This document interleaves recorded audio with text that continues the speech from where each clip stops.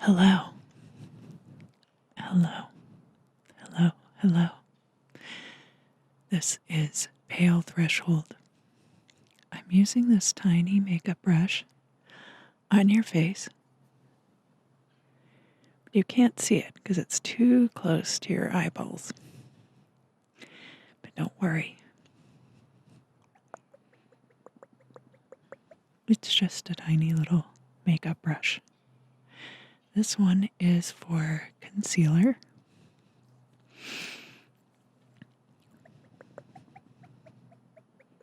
I have selected manual focus for this video so that I will remain in focus, but anything in the nearer field or the further field is going to be blurred out.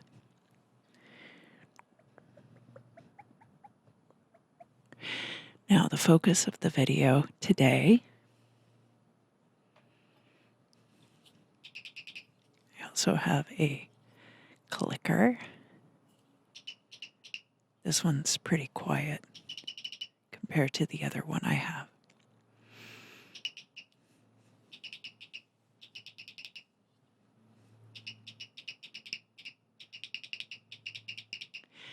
The focus of today's video is going to be getting ready to go out.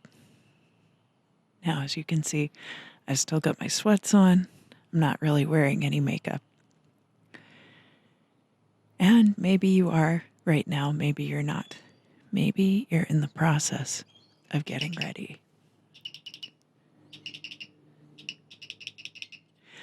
I don't know about you, but I often feel anxious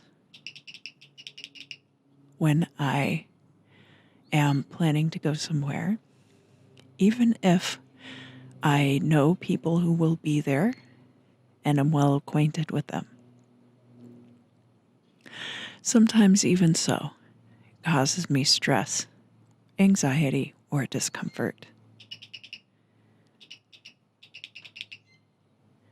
So you can watch this video to help you get ready to go out, if that's what you'd like to do.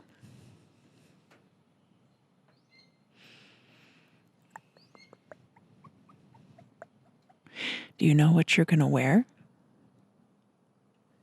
Oh, I guess first of all, do you know where you're going? Have you been there before? Or is it brand new? Is it a place where you think you'll be comfortable? Or is it a place that is kind of not very comfortable? Do you know what the seating's going to be like? Do you know if you'll be on your feet for a long time? Is it going to be loud?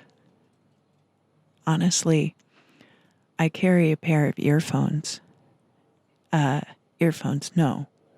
carry a pair of earplugs around in my purse. And I use them even in situations where other people might not necessarily use earplugs. For example, if a room is going to be very loud, I like to wear earplugs. I can still hear what the people around me are saying, but I don't have to worry about being too disoriented because a place is loud. And of course, if you're attending a concert or you're at the club or something like that, sometimes it can be very useful to have earplugs with you, just in case. And now, do you know what you're going to wear? Have you decided? Is it casual or is it formal? Are you expected to dress a certain way? And have you thought about what the temperature is going to be like? Is it going to be hot or cold? Or do you want to wear some layers and perhaps bring a bag so that you can put your shed layers into a bag and keep track of them? These are all considerations you might take before leaving your house.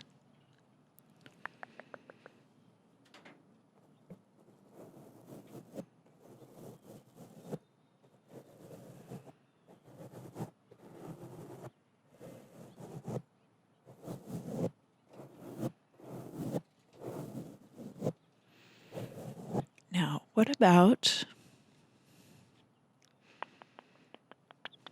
do you know anybody who's going to go with you?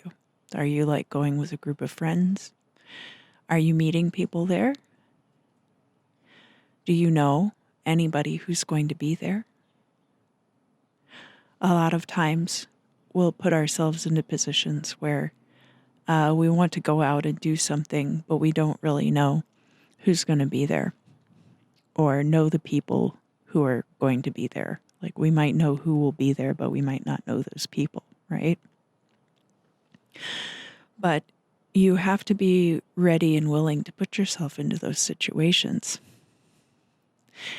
And that's why I'm bringing this up on this channel, because you absolutely should be doing your metaphysical work in order to bring these opportunities into your life. But if you're not putting yourself out there, none of those things are going to have the opportunity to come to fruition.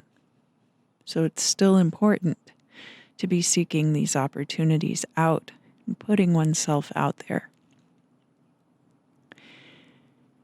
So sometimes it's good to have a few talking points prepared so that when you go out, you are going to be saying things that make an impact on that person, that bring interest and can develop into a conversation about something. You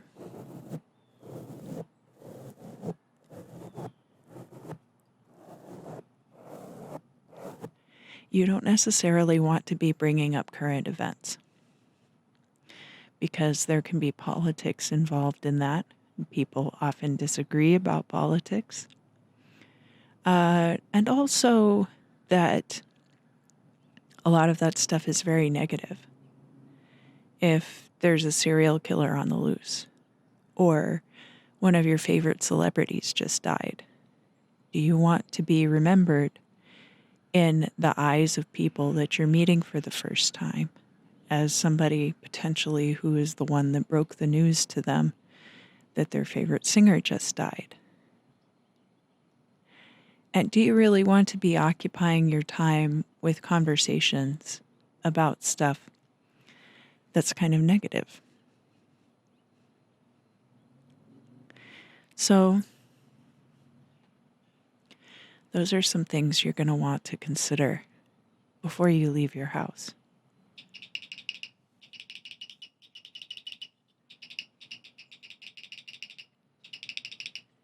I like to hike, for example. I like to be out in nature. One of my favorite things to do is to talk to people about their favorite sights to see and their favorite places that they've gone outside. Many people do love hiking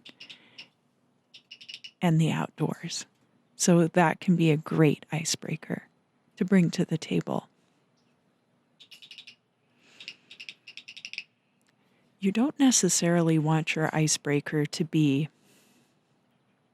something that you're heavily invested in, like a small business.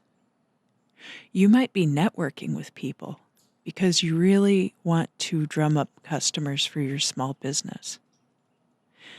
But in order to have the kind of organic engagement that has long-reaching effects, I recommend your first contact with them not being a sales pitch. Now, sometimes the only opportunity you get to talk to somebody is that initial sales pitch. But it's also good to be interacting with people in public in these organic ways to help us develop long-term connections that might not even be relevant to this particular set of circumstances, but will surround us with a community of love and support and provide us with emotional outlet and an opportunity to connect and be close to others. I did watch one of the child Crappy Childhood Fairy, one of their videos, about how you can feel othered by a history of abuse. And honestly, you can feel othered by a lot of things. Now, their approach was that when you do become isolated like this, you become a bit of a weirdo. And it can make it much harder to connect to others. I do agree with that to a certain extent, but sometimes what is popular is not always right. Oh gosh, I hope this wind doesn't end up totally destroying my audio, because I do love filming outside. It might take me a little while to get all of this dialed in properly, and I hope that you'll stick with me.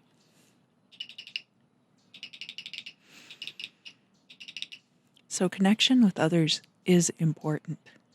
And if you look at the different environments where it's possible to meet people, sometimes they're not conducive to forming long-lasting friendships. For example, bars. People do hang out at bars, but they're usually dark, they're loud, maybe people are able to smoke or vape inside, and it can be very difficult to communicate with people when they're drinking as well. That's something to consider. Taking workshops at your community center might be another great way to meet people. But they might skew a bit older, because those are the people who are able to have the free time to take those kinds of workshops. It's not a bad thing, and I'm certainly not ageist. But these are all considerations that you will want to take into account when you are looking for the places to meet up with people who have the same interests and lifestyles that you do.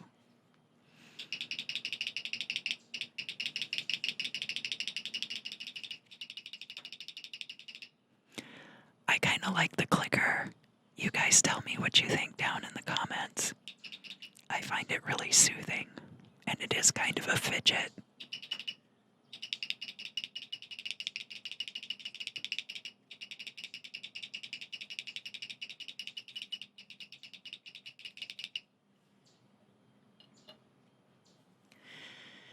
Now, once you've met people or started to meet people, you want to think about how to cultivate your group of friends. The friends who have shared interests of one kind, and the friends who have shared interests of another kind. That perhaps there doesn't need to be overlap always with the social groups, but there might be unique opportunities for all of you to convene together, perhaps at a house party. And so it's good to have a way of integrating these people more closely into your personal life. You don't necessarily have to invite somebody to your house after meeting them for the first time. Sometimes it can be nice to have a system in place in which you gradually get to know someone better. And then, by the time they're coming over to your house for the first time, you actually know them quite well. So you might want to think about, what does that look like for you? It can be difficult for me in particular. I don't have a great memory for things that have happened.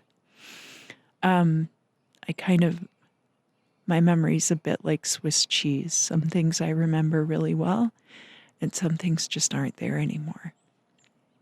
And especially if you have a very organic friendship with somebody where they've come into your life quite naturally and these things were never a consideration, it's difficult to remember the sequence of events in which they occurred. But it can be good when you are meeting new people and you don't necessarily have that connection right off the bat. That doesn't mean that somebody can't be a very good friend. It just means that both of you will need to work together to negotiate the boundaries that need to be in place in order for that friendship to be healthy and a good, productive thing for both of you together. Now, of course, your work that you are doing from a magical perspective can go to creating these harmonious situations a lot. But you do want to be also enforcing the practical side of it. So now I've said that twice in this video.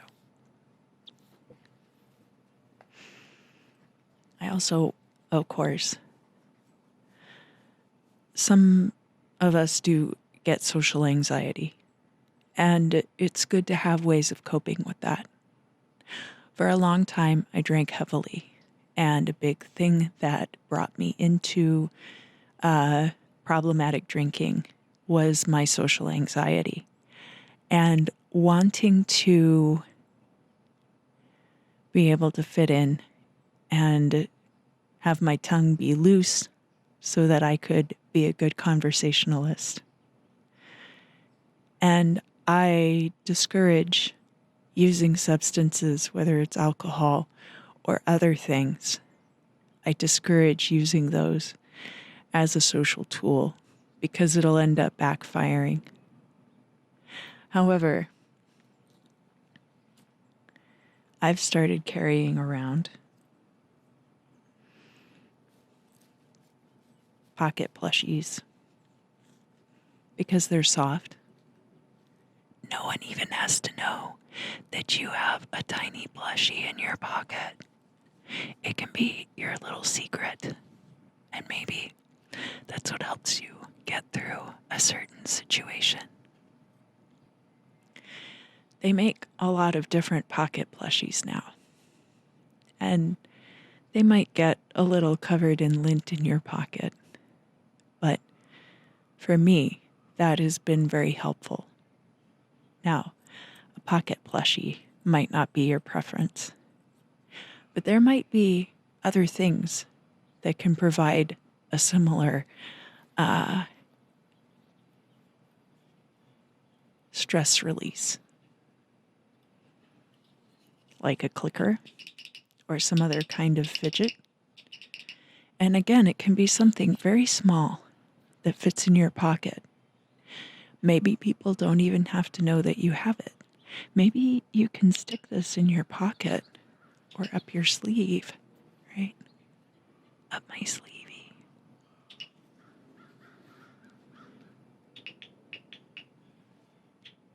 And you could try to click it so quietly that no one can hear.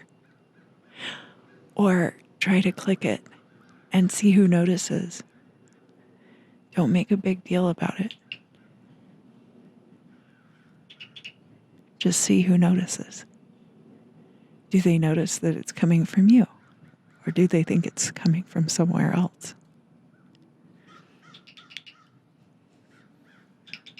That can be a conversation starter too. Where the heck did you get that thing? And why did you bring it here? So, I hope it's been about 20 minutes. And maybe it takes you longer to get ready. I like to take about 20 to 30 minutes to get ready myself. I don't wear a ton of makeup. I usually don't wear foundation. So it doesn't take me very long to get ready. Sometimes I do more like detailed eye looks. But even those I don't like to spend too much time on. You want your focus to be on the content of your character and the shared experience that you're having with others, and not necessarily as much on your appearance. although your appearance is going to be the first impression that you make on others. You can try playing around with different types of fabrics, different textures. I like velvet because it's very tactile. But velvet can be kind of divisive. I have friends who really hate velvet because of the texture. Silky fabrics, or even a really nice wool suit, a seersucker suit sometimes in the summertime. Seersucker suit sometimes in the summertime. That's a really pleasant phrase. So consider all of these things as you're getting dressed. Think about the way that you want to present yourself. Do you want to present yourself as very available? Or do you want to present yourself as kind of closed off? You could choose to wear a skirt if you want to present yourself as more available, something like above the knee. And honestly, I would say that for both genders, a skirt, or if the formality of the occasion permits, shorts, something tight or something looser. Do you want people to completely ignore what you look like underneath your clothes? You can choose something that's not very form-fitting and maybe layer a few things over it. But this is where I would encourage you to incorporate inviting textures, because then people will still feel like you're open without you feeling like you're too exposed.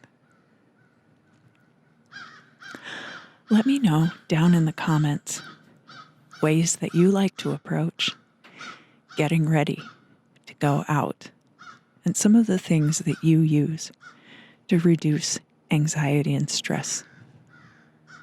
Things like burning candles. Maybe you're right in the middle of a candle spell. There's also worry stones. Sometimes carrying around one of those little smooth chunks of selenite can be a great way of distracting yourself from stressful situations. And you can focus on sending all of your negative feelings into that selenite. And selenite is self-cleaning, so you know that it will be gone. It won't be hanging around in your pocket. I also, of course, like to carry around an athame. This one's just a small box cutter, but I use it a lot. Not necessarily at parties, but you never know when somebody might get an Amazon package right at the middle of a party.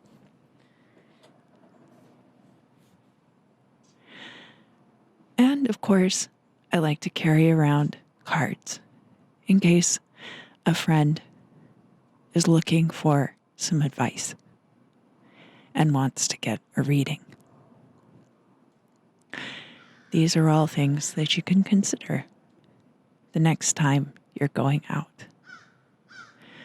So now we're at about 25 minutes or so. Not quite, maybe. And I'll leave you to finish getting ready. Again, you can watch this video as many times as you like, and I hope that you find it helpful. And until next time,